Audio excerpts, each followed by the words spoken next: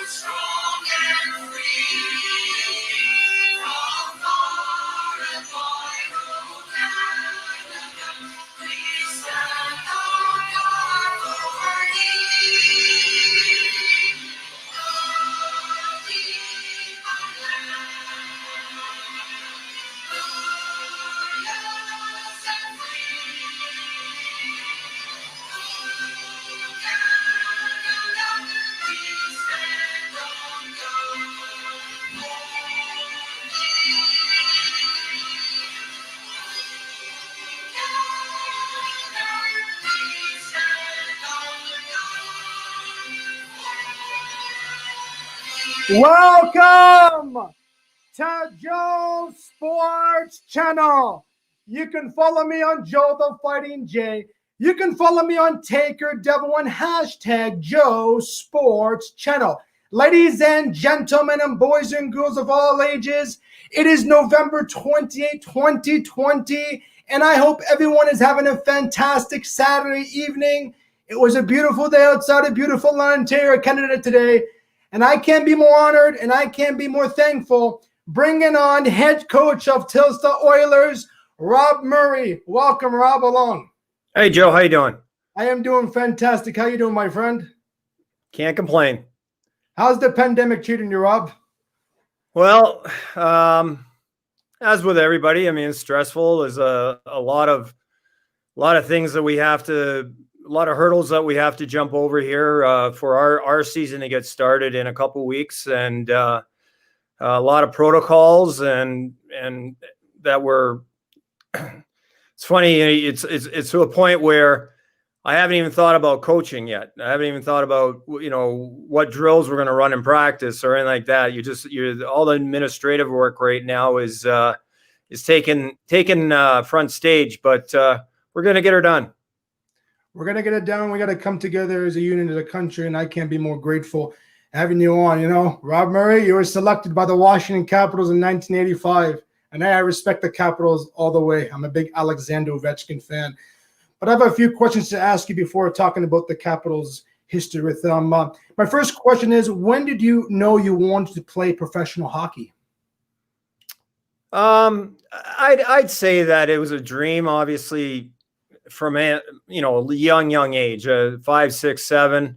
I think once I hit peewee and a little bit above into midget hockey, I was one of the better players on my team, and unfortunately got able to play in the OHL with the Peterborough Petes, and I think prior to that, obviously in midget, my sights were set on playing pro hockey in one way or the other, and I was able to live my dream, and I lived it for a long time. Played 16 years pro, so I look back on my career, and I've got no obviously no regrets. You as a little kid going with your parents to a hockey arena, watching those players perform on the highest level, Did you ever think to your head one day I'm actually gonna be that player? I'm gonna have that uniform on. I'm gonna play on ice. You ever thought about that? Well, yeah, I used to go. Friends of ours had season tickets to the Leaf games, and and they were right behind the Leafs bench, and this is before the glass and the whole deal. Like you could hear everything they were saying, not only on the bench but on the ice, and I thought that was the coolest thing. Like just the way the guys are talking to each other and communicating, and like. Just as you said, Joe, at that point, I don't know what age I was like, I want to do this. This is what I want to do. This is the coolest thing I've ever seen in my life. And, from that point on, like I said, I think from day one, it was a dream to play, but there was, I don't know whether, again, 15, 16, it came to a point where I was actually thinking that I could do this. I could actually make it. And, there's always naysayers. I know that even within my family, my on my mom's side would be like, come on, how many people make it? And my mom always said, somebody's got to make it. Yeah. So, my parents were great. They really supported me throughout my minor hockey and through my pro career. So, couldn't have got there without them, put it that way. Parents are the most important thing, especially in hockey, driving miles on end to go to hockey arenas, traveling to this country. And it's amazing. You said you want to be a hockey player. You want to be a hockey player when you're a little kid. And look at, you've accomplished that. You're a hockey player. And when you were on the ice, that first game, that first point, that first goal, what went through your mind at that moment? I can't believe I just scored a goal in the National Hockey League. Were you excited? Were you emotional? How did you feel, Rob? Well, I think one of the better ways to put it is I was relieved. I mean, everybody, when is it going to happen? When are you going to score your first goal? And I remember it was at the Cap Center, the old Cap Center with the Caps, and I was just driving the net. And I believe, I might be mistaken, but we were playing the Islanders. I think Kelly Rudy was in net, and I scored off my foot.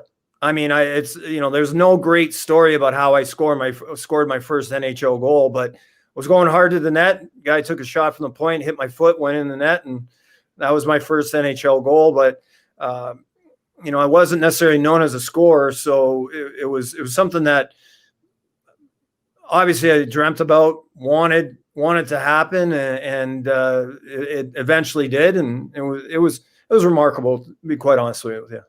Congrats on that. Hey, any hockey player scoring their first goal is amazing. So I'm proud of you. What was the most memorable game you've played in the National Hockey League? Because there could be so many, Rob. There could be so many.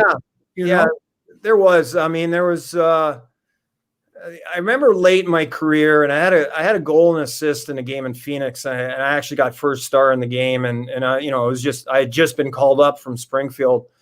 And that was a great moment. Obviously, my first NHL game. What was really exciting was how we were in the conference final against Boston one year, and it was at the Old Garden, and the lineups. Everybody. It was the beginning of the conference final, so the beginning of the game, the national anthems. Both teams were on the blue line, and the guy with the camera was low, and he's got the camera going right across. And I ended up being in the starting lineup that game, and that was a huge thrill. And I know multiple players will tell you that to start a game at the old Chicago Stadium, where you couldn't hear yourself think.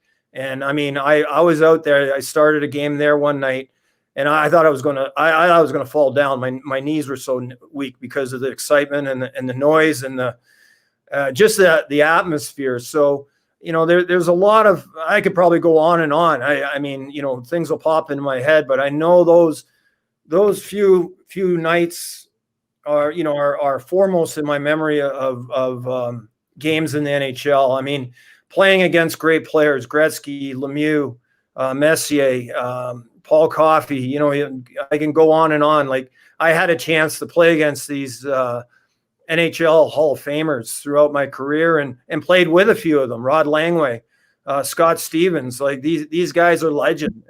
You know, absolutely. Scott Stevens, I gotta give him respect. You know, kudos to him. I played with Scotty in Washington. He was, I mean, I was a rookie, and him and Rod Langway, guys like that, like those are the guys. Dale Hunter, those are Dino Cicerelli. These are the guys I learned from. You know, like these are the guys that taught me how to be a professional hockey player. Now, playing in the National Hockey League, played for Phoenix, you played for Washington, you played for Winnipeg. Did you enjoy playing more for the Capitals or playing for the Coyotes or the Jets at that time? Well, I think there's because Winnipeg was just coming in, if I'm not wrong. No, the other way around. We were on the way out to Phoenix at the time. Okay. So I was there, and again, I think it goes. I don't know, Joe. Like the cities themselves were all great in their own way. You know, the Capitals at the time weren't nearly as popular as they are now. You know what I mean? Like, it just wasn't, hockey hadn't been there that long when I was there. And so, or they really haven't had much success. I guess that's a better way to put it. We had a really good team my first year. I loved it in Washington. You know, I met my wife there. We had, we still, she's from Virginia. We spend time there every summer. You know, I love that area. Winnipeg, you know, it was back in the day. It was kind of a place where if you were in the doghouse with a GM, he would threaten you that he was going to trade you to Winnipeg because nobody wanted to go to Winnipeg. But I loved it there. I mean, it was, again, another city, but it was a different atmosphere because Winnipeg, you know, when it's all said and done, is a small NHL market. But we were a very close knit team because of that. And I think with every team, you know, there's always the guys that I played with that will always stick out in my mind. Not necessarily because they were stars on the team, but because, you know, they're good friends. You know, I played with Chris King in junior, and we ended up playing in Winnipeg together. John Druce and I played together in junior. We played together with the Capitals, but I've mentioned Rod Langway, Scott Stevens, Dale Hunter, guys like that. You know, those are the guys that Mike Liut in Washington. Then I went to Winnipeg, and then you've got Thomas Steen, you've got Timo Solani, you've got Tino Solani. Yeah, again, you got Ty Domi and Chris King, who we all played junior together. Dallas Aikens was there also. We all played in Peter Road together. So, you know, that there was something special about Winnipeg. And then to go to Phoenix, and, you know, now I'm playing with Jeremy Roenick, Rick Tocchet, Keith Kachuk, Teppo Newman, and, like, you know, like I think, and it wasn't that I was starstruck, yet these guys are huge names in hockey that I can call my friends, and that you know, I made friendships with all these guys through the years. You know, through the years also, like the coaching staff. Washington, it was Brian Murray, then Terry Murray. Both I respect them both. And the utmost were very fair to me. I went to Terry Simpson, John Paddock, that were guys that were my coaches in Winnipeg. And then Jim Schoenfeld was the coach in Phoenix when I was there. So guys that, again, through the years I've crossed paths with that are, you know, we're all friends. And that's what the community, the hockey community is all about. Playing in the National Hockey League, each city is different, if I'm not wrong. You got Winnipeg, you got Phoenix, and you got Washington. each city is different, and that's what the beauty of sports is. Thank you for answering that question. I really appreciate that, Rob. What advice would you give to someone who wants to play professional sports in general? Well, you have to never give up on your dream. Even if you're knocked down and you see it multiple times where guys will come out of even our league, the ECHL, like there's guys that get knocked down a peg or two and eventually end up back in the NHL. You just gotta stick with it. I mean, if this is what you want, you gotta stick with it. But the biggest thing right now, Joe, honestly, is that conditioning is such a huge part of the game now.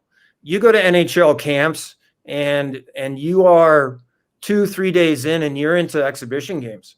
When I went to camps, we were there 2 weeks before we saw an exhibition game. So we were just getting driven into the ice every day, getting in shape. Nowadays, guys are expected to come into shape, not get into shape once they're at camp. So overall, and this goes for I'm not just saying professional hockey players, it's just kids that are trying to make junior, kids that are trying to get scholarships into either Canadian colleges or American colleges. Like, you've got to put yourself in the best position, the best condition possible to perform at your best possible level. And if you're not in the best if you're not physically ready to do it, you're putting yourself at a disadvantage, and you're basically letting yourself down. So one way or another, you got to get yourself to the best conditioning level you can be at to perform at the highest level you can. Whether it be good, whether that highest level is good enough or not, at least you gave yourself a good chance. At least you tried. At least you tried. At least you were ready. At least you're ready. Now, that was a good point. Now, before your career was over, did you ever think to your head, it's time to It's time to hold up the skates. Did you know when? Hang the skates up. Sorry. Well, quite honestly, so I played 16 years pro, and I think it was after my 14th year, I started sending resumes out, kind of getting the word out there that I'd be really interested in coaching. That summer came and went. I re-signed that summer with Calgary, played in St. John, New Brunswick. Then I thought that was going to be my last year again. Same thing. Nothing came about on the coaching ranks because I really had my heart set on coaching. I wanted to stay in the game. It's all hockey's all I know, and I know that kind of sounds like maybe I'm kind of dumb, but I'm not a dumb guy, but I know hockey, and that's all I knew. And so when after my 16th year. Same deal. I mean, I was ready to play my 17th, but late in the summer, it was August of that summer, I got an opportunity to interview with the Boston Bruins about a position as assistant coach in Providence, and met with Michael Connell and Jeff Gordon at the time. They were at an arbitration meeting at the Harbor Castle downtown Toronto, and went and met with them, and they called me the next morning and offered me the job, and never looked back. I was ready though. I didn't get pushed out. That was my decision, and I was ready to move on to the next phase of my life. Did you ever think that after your hockey career, you wanted to be a head coach, or did you have to kind of sink that in and just kind of relax back, kind of like a Tom Brady, a Peyton Manning, think about it before coming out and saying, hey, it's time to be a head coach, sit down with the family and talk with the family? No. No, you're like younger. Exactly. Well, and here's the thing, Joe. Like throughout my career, multiple coaches had said to me that you would be a good coach, or that's something you should pursue. And quite honestly, they didn't have to tell me that. That's what I wanted to do. And so as going back to your question about when did I know I wanted to be a professional hockey player or play hockey? Well, when did I know I wanted to be a coach? I knew real quick that once my career was over, that's the path I wanted to pursue. And for that reason, I was prepared to make that transition. And as I said, it's a tough business to get into, and I was lucky enough to get my foot in the door when I did. How long was that transition from being a hockey player to a coach? A couple years? Well, one summer. I was getting ready to go back to a training camp somewhere, and that was, like I said, late August, and then I was at training camp in Boston as a coach on Labor Day. So it happened real quick. Now, being the head coach for the Tulsa Oilers, you guys play in 12 days. Now, You guys won't be playing in the bubble, if I'm not wrong, right? You won't be playing in the bubble? No bubble here. No bubble. So will we have fans? Will there be fans at the arena?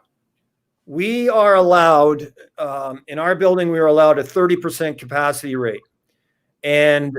But that is easy for us because we play in a 19,000 seat arena. 19,000 seat arena. Yeah. Tulsa has an NHL rink. That's the same thing with Scotiabank Arena almost. Exactly. It's huge. It is an NHL caliber rink. From the jumbotron to everything. It's got everything that an NHL rink has. So our capacity is 19,000. We never get 19,000. Our average, I think, last year was 4,600. So at 30%, we're looking that we could probably get our average or close to it come this season. Now, other teams in our league don't have nearly the capacity we do. So I think that's going to be maybe more of an issue for them. At this time, we only have 13 teams starting on December 11th. There's going to be it's a staggered start, and then the rest of the teams. There's already been 6 teams that have opted out for the season, and I think you're going to see a few more opt out come Monday. So as of right now, our division outside of Idaho is going to play, and we've got a 10-game schedule that is set up from December 11th until January 15th. That the second phase of the season will start on January 15th with all those other teams joining in. Those teams will play 62 games. We're gonna get in a 72-game season. So okay. So it's gonna get pushed in. It's gonna get pushed into June. I don't even know when the Kelly Cup will eventually be won, but it might be late July or early August. But ECHL has done a fantastic job putting this together. As you said, Joe, we don't have a bubble, and the reason we cannot play in a bubble like the NHL does is their revenue comes from television. Absolutely. And we don't have a television contract. Our revenue comes from people in the stands and corporate sponsors. So as long as we can get both of those, we can make it work. And as of right now, fingers crossed, everything goes well. But our bubble basically consists of we've got guys that they have to test negative prior to coming to Tulsa, 72 hours prior to coming to Tulsa. Once they get here, which is going to be tomorrow morning, we're going to have them tested again. And then once everybody's cleared there, then we can get on the ice. And then we will test Mondays and Thursdays all week long. So our bubble consists of just us, like hockey operations, which is me and my coaching staff and my trainers and the team. And we basically, as much as possible, we have to just maintain us some in one way or another. Like you go to the rink and practice, you go home. You pick up something to eat, you got to stay in your apartment. Yeah. If we're going to get this done and we're going to get it done right, everybody's got to be disciplined. And, right now it's a real privilege to be playing the game of hockey. So the players have to approach it that way. I have to approach it that way. I mean, I have to be safe. My staff has to be safe, and that's our plan.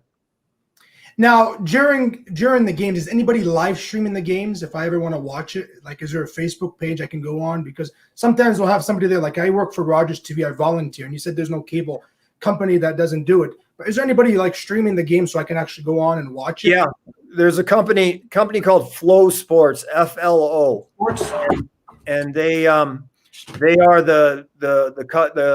they carry the ECHL games. It's on. You'll have to watch it on your computer. It's kind of like hockey TV or something like that.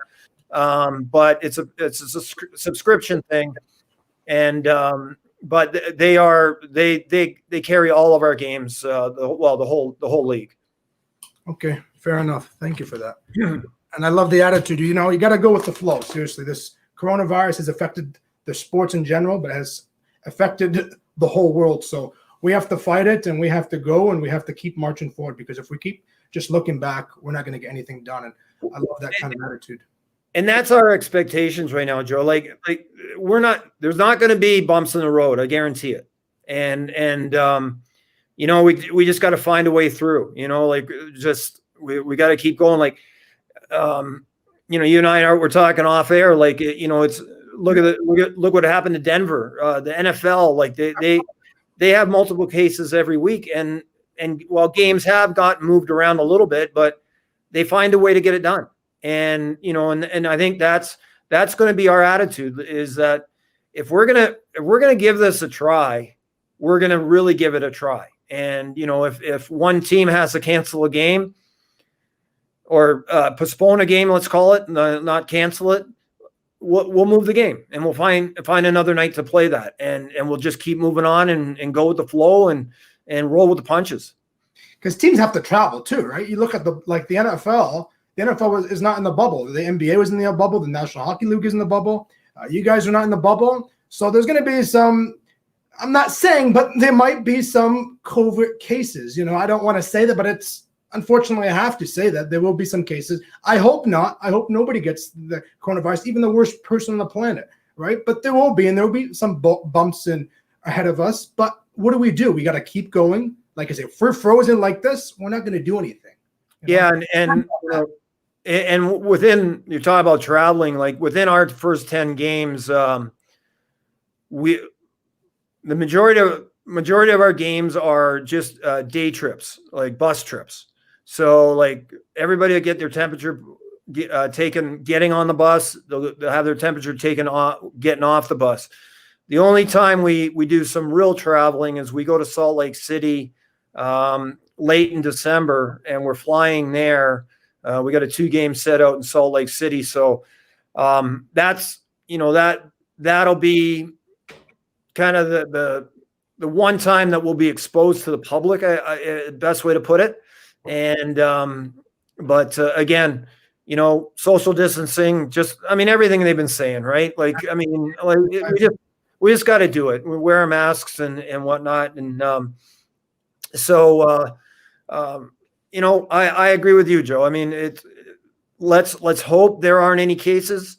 I don't see how there won't be. But as long as we can isolate and get that figured out, like even like on a daily basis, we're going to have to get our temperature check going into the rink. And I know that's not necessarily the end all, the best, I guess, answer to it, but at least it's a step. And if anybody has a temperature, he's not allowed in the rink. So potentially, that guy, if he was just allowed in the rink, could have exposed the whole team. But this way we're going to, circumvent that, and that guy would not be allowed in the rink. And all teams are going to be doing this. So there's multiple safeguards in place. Is it foolproof? No. But as I said, I respect the ECHL for putting together the mandates and what we have to get done, at least to give it a try. And I agree with you 110% on that. I think personally myself that hockey has done the best job in any sport, because if you look at the National Hockey League for a sec, there was no COVID case at all. They were so clear until I think it was after the Lightning win the Stanley Cup, there was 2 or 3 players, but we have been so good, and I'm so proud of the hockey organization. I'm so happy for the Tulsa Oilers and proud for you and proud for your family to be all safe. And that's what I love about hockey. You know, we're extra cautious, and that's what's beauty about sports, you know?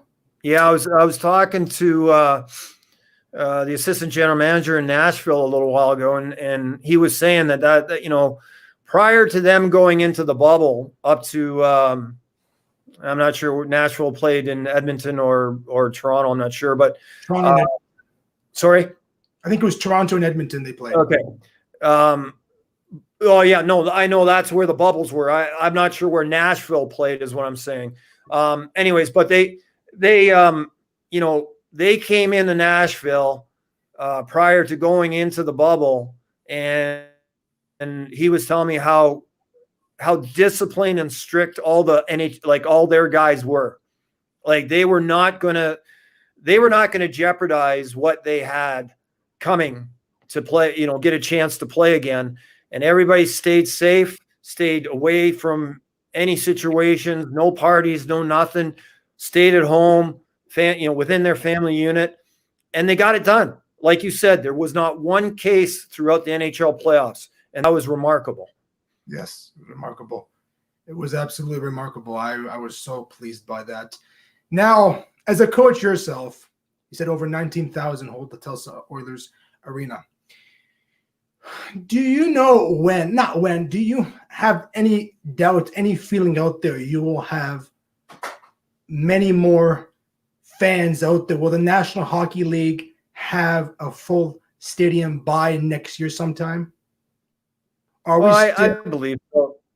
No, I believe so. I mean, you know, I follow the news pretty close. I mean, I think, as we all know, if we can all get this vaccine within the next 3 or 4 months and get this behind us, you know, you're going to have full buildings again, you know, like, and I know the mentality down here in Oklahoma, and I wouldn't be surprised to see whatever, I don't even know what 30% of 19,000 is, but you know, like whatever it is, I would not be surprised. I gotta get the calculator out and do my math right now.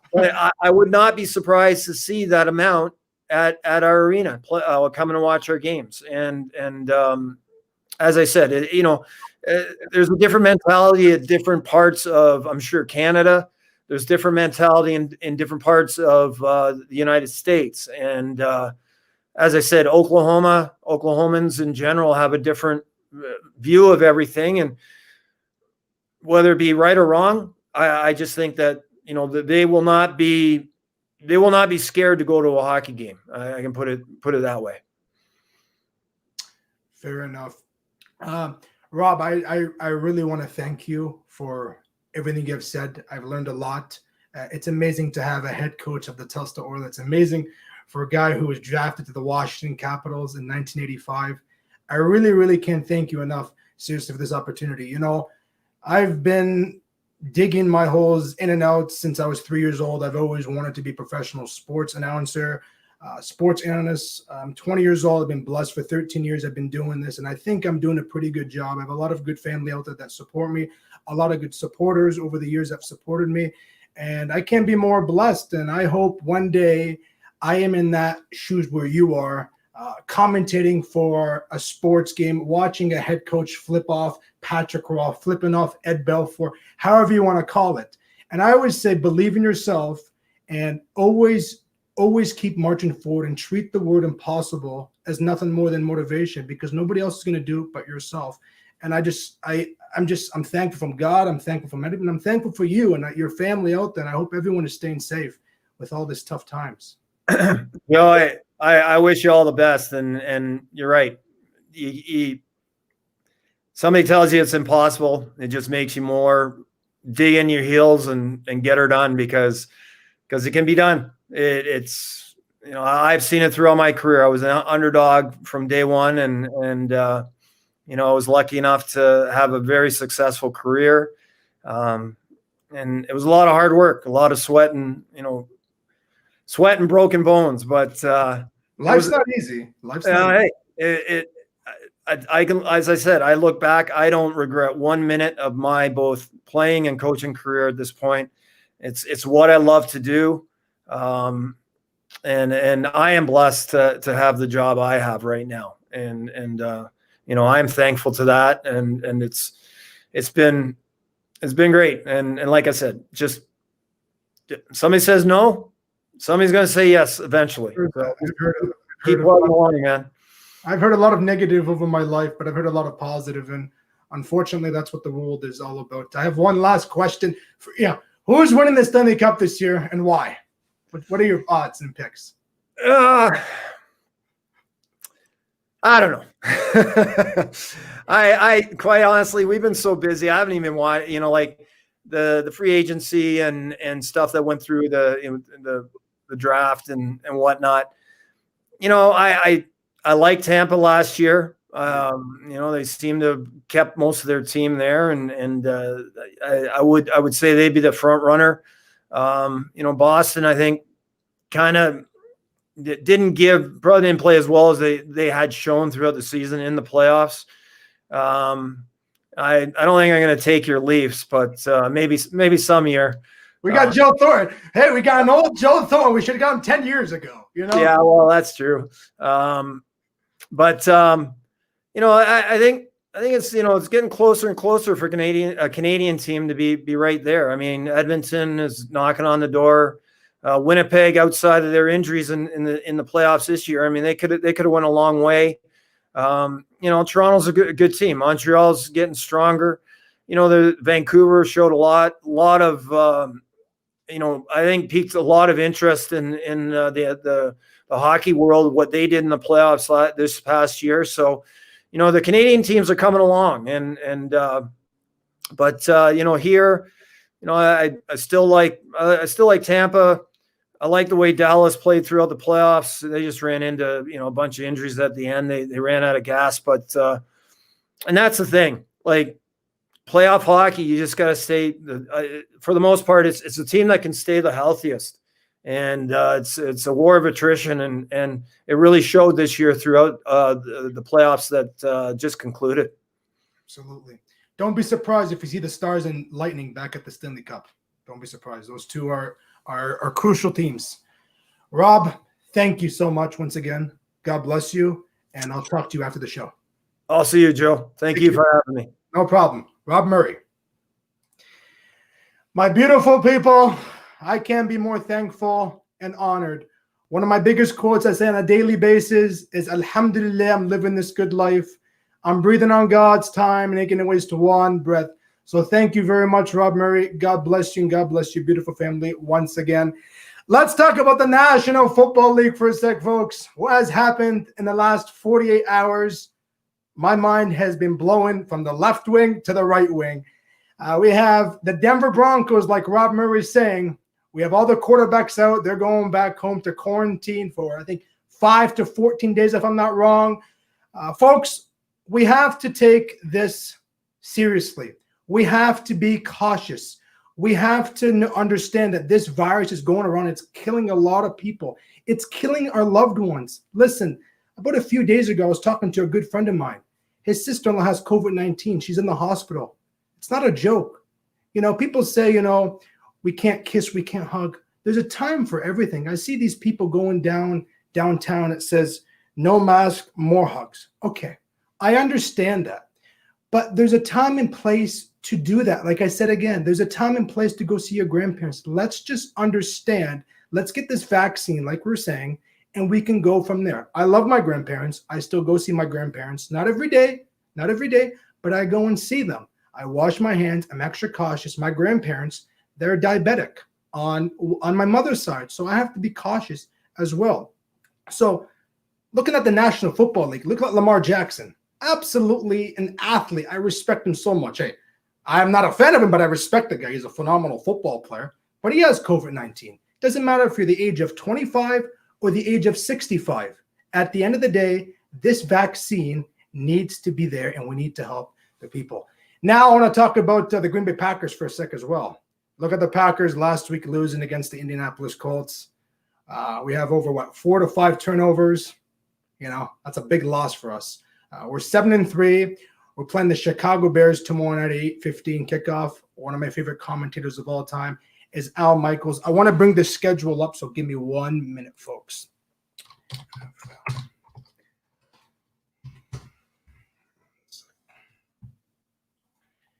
Here we go.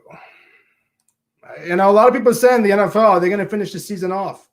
I think we'll finish the season off, but I think it's going to take a little bit longer. You know, you look at the Steelers and Ravens game. I was very disappointed in that. Very disappointed in that. I have the odds right here. Here we go. Share screen. Can't thank StreamYards enough, seriously. Okay, so yeah, Thanksgiving was a great day for myself. I celebrated down here with a good friend of mine and my brother Urs. You look at the 4-7 Texans. They defeated the Detroit Lions 4-7, 41-25. Congratulations on the Texans on that. Houston has won 3 in a row. The Washington football team, a division that is messed up. A division that needs to be rebuilt, refixed, if you want to say. 4-7 and 3-8, 41-16 the final. How in the world does a 4-7 team that comes first in the division? I just don't understand that. I remember a few years ago, the division was like that, but it wasn't this bad, especially this time of the season. So, hey, Alex Smith is playing good football. I'm glad he's healthy. Are the Washington football team going to win that division? Well, you know, a couple of weeks ago, I'd say no, but I'm starting to, you know, do my trades and say I think Washington might win this division. The Eagles play the Seattle Seahawks on Monday night. And if the Seattle Seahawks beat the Eagles, Eagles are done. Carson Wentz, one of the worst quarterbacks in the National Football League. I'm sorry to say, I had a huge debate the other day with a good friend of mine from he's from Pennsylvania. And he said, you know what? Carson Wentz is actually a great quarterback and he won the Super Bowl. I said, how do you win a Super Bowl? What are you talking about? Nick Foles took them to the Super Bowl. Nick Foles actually is the one that went into the playoffs and performed on the highest level, beating Tom Brady, the best quarterback in the National Football League. So Carson Wentz is a mess, folks. He's a mess. The team is a mess. You know, Fletcher Cox, I have a lot of respect for, but the team is injured. And if the Eagles can find a way to win, I'll be blown away. I will be absolutely blown away. Like, poor division, poor Cowboys, poor Eagles, poor Giants, poor Washington football team. Last week, you got the Denver Broncos defeating the Miami Dolphins. They're 6-4 against the Jets are 0-10. Another team that is winless, and people said the New York Jets are like a high school team. Well, I can tell you, they look like a high school team how they're playing. You have the Arizona Cardinals against the New England Patriots. Another game that's going to be good. Kyler Murray against, you know, Cam Newton. I'm going with Kyler Murray. 34-27 the final. I think it's going to be a tight game, but I think Arizona is going to pull it off at the end. A lot of respect for that organization. You got the Panthers and Vikings. Again, 4-7 against a 4-6 team. The Vikings should have won last week, but they didn't. We finally had the Panthers win last week, so congrats on that. I'm going with the Vikings. They're going to be 5-6, but they're not going to make the postseason. I don't want anybody in my division to make the postseason but the Green Bay Packers. We're going to win that division easily. You have the Browns against the Jaguars, 7-3 against Jacksonville. Jacksonville is one of those teams that they can make some noise. And I mean, we had trouble beating them. We had trouble a couple of weeks ago beating them. So I wouldn't be surprised if the Jacksonville Jaguars can pull it off against Baker Mayfield and the Cleveland Browns. I wouldn't be surprised because it's just how it is. Football, on any given Sunday, it's anybody's game. So I can care less for both teams. That's not in my division. A good friend of mine from Lubbock, Texas, Mr. Lodonatis, I know you're watching. If not, you'll be watching this later. You want the Jaguars to win, you know? Got the Tennessee Titans and Indianapolis Colts. The winner takes first in the division. Now, Derrick Henry, the best running back in the National Football League. The best running back. I love the guy. I have so much respect for the guy. I love Ryan Tannehill. But talking about Phillip Rivers and the Indianapolis Colts, what a turnaround season after last year and the year before. Andrew Luck retiring, forcing a retirement on him. Phillip Rivers comes in, signed a 1-year contract. I'm going with the Colts. 27-24 the final. Going with the Colts. Going with the Colts. You got the New York Giants against the Cincinnati Bengals. Again, Giants win. They're tied with the Washington football team. Yeah, I know they're called the football team. I wish they put a better name out there. Got the Chargers and Bills. Buffalo. If you've ever been to Buffalo, it's a crazy stadium. Their fans are just nuts. Go with Buffalo. Buffalo's going to pull it off. They're going to win big by 17. They're going to win big. Raiders last week had a great opportunity beating Patrick Mahomes. And let me tell you something. They're a good team. I respect them. But the problem with the Raiders is they need to finish strong. They're 6-4. The Falcons, on the other hand, they're playing in Atlanta.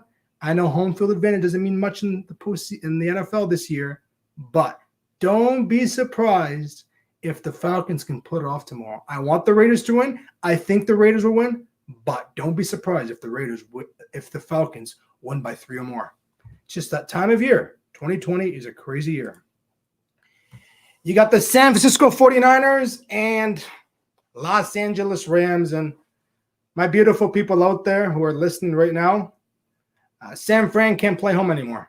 So they are looking for a different stadium to play for. They are searching. They better search fast. People don't want to listen. Well, you pay consequences. Unfortunately, we have to. Fans out there who love football, especially 49er fans, I can imagine what they're going through. So that is a game to watch, actually, is the 49ers and Rams. That's interesting. The Rams will pull that off easily. And you got the Saints and Broncos. What are the odds if the Broncos win? It's like a lottery ticket, It's not impossible, Like Rob was saying, anything is possible in life. Yes, treat the word impossible as nothing more than motivation. But seeing, the Saints 8-2 against the 4-6 Broncos, again, I'll be blown away if the Broncos won. But I'm going with the Saints winning 35-14 the final. They're going to win big. And unfortunately, I need the Broncos to win. We had a big loss last week against the Colts. Shouldn't have happened, but it did. That's football in general. The Kansas City Chiefs against Tom Brady and the Tampa Bay Buccaneers. Guys out there who are Brady fans, it's a tough time right now, what Tom Brady is dealing with. It's a tough time. He's not in New England. It's a different playbook. It's a different coach, different organization. They've lost a couple in a row, and they're playing Kansas City tomorrow in Tampa Bay. I love to see Brady win. I love to see the Buccaneers win. I can't see anybody beating Patrick Mahomes right now. That guy's unstoppable. They're 9-1 against a 7-4 team. The only way that the Buccaneers have a chance to win, if they can stop Mahomes and if Tom Brady can score points and stop giving over turnovers. Whoever thought I would say Tom Brady's giving turnovers? Last week, 2 interceptions that were absolutely ridiculous. Should have not happened. Threw it right over the guy's head. And Antonio Brown, I'm not a big fan of him. Personally, myself, over the years, what I've said about him, doing this and all the stuff, the allegations on him. Not a big fan of him myself. I think that was a bad pickup for him. I think it was a waste of time. Last week, he did nothing for the team. Going with Kansas City, but I'd like to see Brady win. I'm a big Brady fan myself. I love Tom. I have so much respect for him. Great quarterback. He's the GOAT. Right now, he's under pressure. He's absolutely under pressure, and there's nobody who can cover him. He's not in New England. He's not under Bill Belichick. He's not under Robert Kraft. It's a different era. Yeah, it's a different era. So let's just have our fingers crossed and wish luck for Brady. Will they make the playoffs? I don't know. At this time right now, I don't know. They have to win tomorrow. They have to win. So good luck on the Buccaneers. Good luck on the Buccaneers. And then you got the Sunday night game. I keep saying Monday night at 8:20 NFL Game Pass if you have it. You got the Chicago Bears, the worst offense in the National Football League, against Aaron Rodgers and the Green Bay Packers. Folks, we have to win, and we have to win big. And let me tell you something. I'm telling you right now, Aaron Rodgers is going to blow up Lambeau Field tomorrow night. He's going to have 4 TDs, over 400 yards. We are dismantling these Bears. The only way, if the Bears have a chance, you have to put in Mitchell Trubisky. Trubisky is the man for the Bears, not Nick Foles, not this backup or the other backup. It's Mitchell Trubisky's team, and a lot of people do not like Mitchell Trubisky. Yes, I know he's had a couple bad years in him, but he's young. He's young, and he has a lot to learn still. Look at Nick Foles. He's bouncing around. The best spot he was a Philadelphia Eagle at once. He should have stayed there. He should be the starting quarterback there. They chose Carson Wentz over him. Whose loss is that? It really is Philadelphia's loss at the end of the day. It really is. It really is. So we got to win tomorrow. We need the Packers. We need my Packers to win. I need the Packers to win. I need the Eagles to win. And I need the Broncos to win. And again, the odds for that are very, very tough, but anything is possible in life, And then you got Tuesday, December 1st, you got the Baltimore Ravens against the Pittsburgh Steelers. And we're not sure if we're going to have that game on Tuesday. Over 19 people tested positive for COVID-19 on the Baltimore Ravens side. You have the running back for the Pittsburgh Steelers, Connor, tested positive for COVID-19. I was talking to Rob Murray earlier. I was telling him about Lamar Jackson. He was tested positive for COVID-19 on Thanksgiving Day. Things are just not looking good right now. And I'm kind of concerned in the NFL. I really am concerned. Again, I think we're going to get it done. It's just a time that we don't know when it's going to finish, because you look at the postseason. What are we on? Week 12 now coming up, if I'm not wrong. Yeah, week 12. We got, let's see. We got 1, 2, 3, 4, 5, 6. We got 6 more weeks. So if it keeps adding up like this, we're in trouble. Thank you, Matt. I appreciate it. I love this incredible interview so far. ESPN needs to see this, man. I appreciate it. Thank you, man. Thank you, Dad. Thank you, Mom. Good interview. I appreciate that. Thank you guys so much. I really, really appreciate that. That means the world to me. Again, yeah, like I was saying, there's a lot of games still to be played, and the NFL, right now, they're in jeopardy. But I think it'll overturn. I think we'll be fine on that. I like to see them finish the season off, and I like what the NFL is actually doing. I was talking to my dad earlier today. I called my dad. I said, "Hey, Dad, did you hear the news about the Denver Broncos?" He says, "Yeah, we're going to get dismantled." I said, "Hey, anything is possible. Anything is possible." So then we were talking about, is the season going to finish and all this? And he said, "Yeah, but they're doing a really bad job." I said, "Dad, but I like it because they're traveling. You actually can go to Pittsburgh. You can go to Tennessee. You can go to Chicago. You can go there." The NHL was in a bubble, and it was great. But I'd love to see other players and other teams travel to their own stadiums, like Pittsburgh, Baltimore. I like seeing that. I just don't like seeing all teams come and play at one arena, one stadium. One core. I don't like that personally myself. That's just my opinion, There's many opinions out there, and my opinion could be right. It could be wrong. I don't know. I'm enjoying how it is. It's just so much risk these days. Like, it's a tough time. It's absolutely a tough time. I want to talk about, there we go, the Seattle Seahawks for a sec.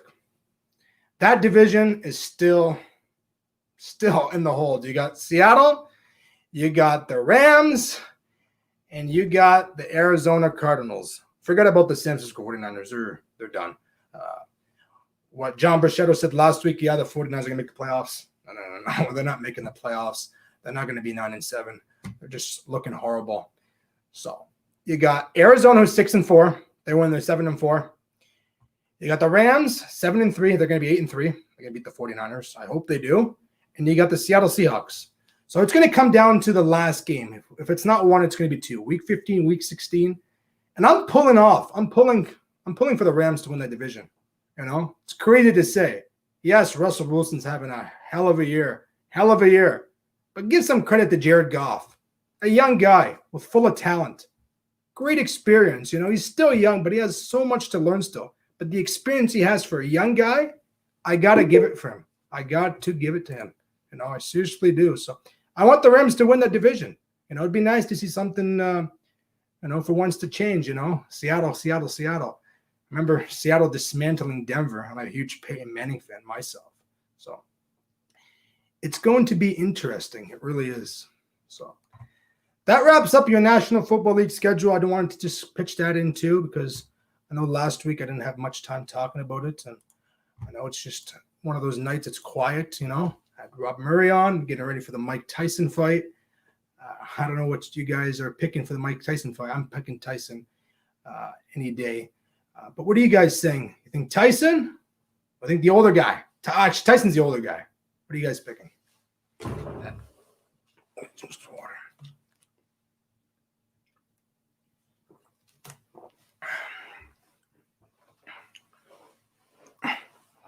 I think it'd be a good fight, actually. Should be coming up soon.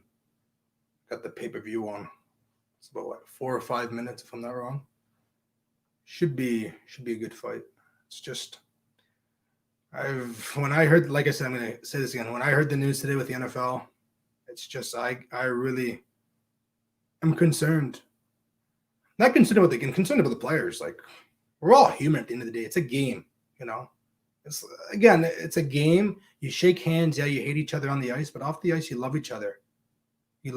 So it's just a game. So let's cross our hand and swear that this will never happen again in the NFL. You know, so it should be interesting. But to everyone out there, I love you guys so much. I really appreciate all the support. You guys have done more than enough for me these years on.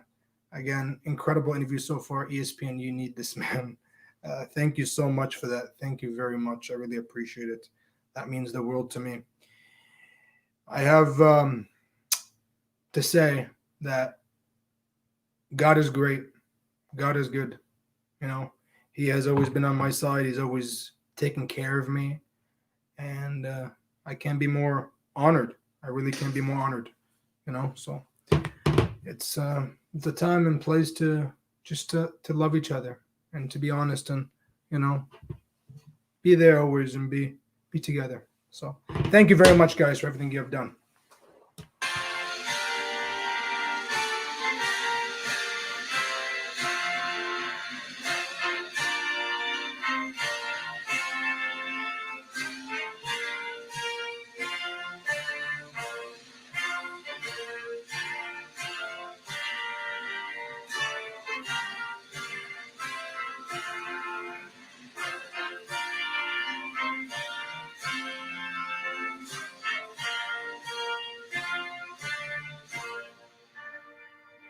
To my fellow Americans and fellow Canadians, I want to thank you once again for coming on Joe's Sports Channel. I really appreciate it.